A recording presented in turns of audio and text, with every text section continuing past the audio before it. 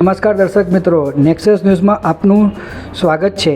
આજ રોજ આમ આદમી પાર્ટીના યુવા કાર્યકર્તા દ્વારા અમદાવાદના જશોદાનગર વિસ્તારમાં વધતી જતી મોંઘવારીના વિરોધમાં પ્રદર્શન કરવામાં આવ્યું હતું।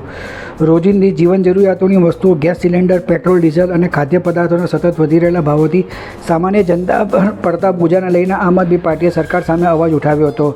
પ્રદર્શન દરમિયાન વટા જીઆઈડીસી પોલીસ દ્વારા કાર્યકર્તાઓની અટકાયત પણ કરવામાં આવી હતી।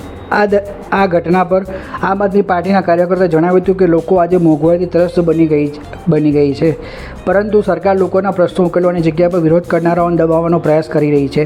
આમ આદમી પાર્ટી હંમેશા લોકોના હક અને જનતાના પ્રશ્નોને લઈને રસ્તા પર લડી રહી છે, પછી ભલે તે મોંઘવારીનો મુદ્દો હોય, બેરોજગારી પ્રશ્નો હોય કે શિક્ષણ આરોગ્યનો મુદ્દો હોય।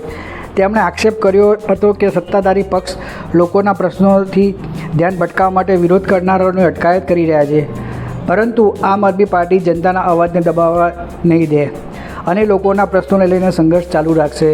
દર્શક મિત્રો, આના માટે આપ શું જણાવો છો તે અમને કોમેન્ટ બોક્સમાં જરૂરથી લખીને જણાવશો। અને દર્શક મિત્રો, આવા સમાચાર જોવા માટે આપ અમારી ચેનલને લાઇક કરો, શેર કરો, સબસ્ક્રાઈબ કરો।